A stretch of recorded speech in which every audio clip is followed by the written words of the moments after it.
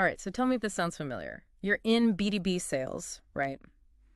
And the sales cycles, way longer than you'd like. Tell me about it. And then you've got these buying committees. Everyone's a skeptic. Oh, yeah. And it's like your buyers, they've already done all their research online. They know their stuff. Yeah, before you even get a chance to say hello. Exactly. It's a whole different ballgame now. It really is. So for today's deep dive, we're tackling this head on. We're looking at some training materials from a company called TechCXO, and they call their approach outcome selling.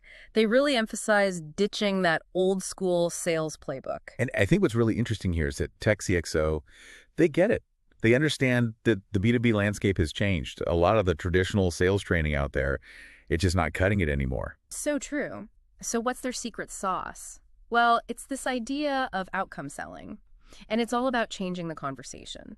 Instead of pushing product features and benefits, you're now focused on understanding the bigger picture, the outcomes that your customer's CEO really cares about. Right. It's about aligning your sales process with their growth strategies. Yeah. And the material even gets into the nitty-gritty of how to do this. Like, they suggest using tools to analyze your customer's market, figuring out what their KPIs are. Basically speak their language. Show them you understand their world. Exactly. So instead of leading with, hey, our software has this amazing feature, it's more like, we can help you boost revenue by 15% this year. Now you're talking. Yeah, now you've got their attention. Yeah. That's how you get the C-suite on board.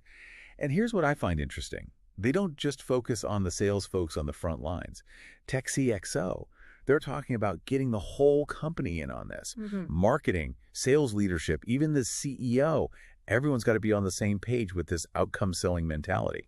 It's like building a movement within your own company. They even talk about getting your channel partners on board. It's about building this whole ecosystem, and it's laser focused on one thing: customer outcomes. Love it.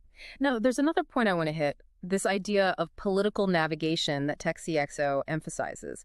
They're not shying away from the fact that B2B sales, well, it can be a bit of a minefield. Oh, absolutely. You've got all these different stakeholders, all these different personalities, and they've all got their own agendas. It's not always straightforward. You've got to play chess, not checkers.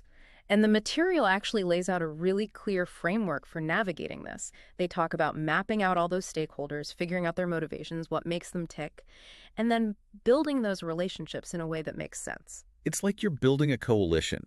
You're not just trying to sell to the IT manager who loves your software's bells and whistles.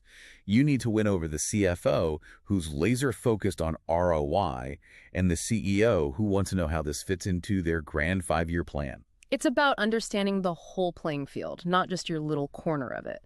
So let's talk about the big picture. If you can actually master this outcome selling thing, what's the payoff? Well, the material highlights some pretty compelling benefits. First and foremost, you get to become that trusted advisor that everyone wants to be. And that, as we know, that's the holy grail, right? Right. Music to a salesperson's ears. Exactly. Yeah. You build those strong long-term relationships with your customers. They trust you. They come back to you again and again. Yeah. And that leads to higher customer satisfaction, more growth, and of course, that holy grail of sales retention. It's about moving beyond those one-off transactions and becoming a true partner that your customers can't imagine living without. And honestly, in today's crazy competitive landscape, I think that's how you win. You know, as I was going through this material, something really struck me. This whole focus on outcomes, it's obviously powerful for sales. But I started thinking, could we apply this to other areas of our lives, our businesses, our personal lives even? That's an interesting thought. Like, what if we approached our relationships or personal projects with that same outcome-oriented mindset? I wonder if it would unlock a whole new level of success and fulfillment, something to think about.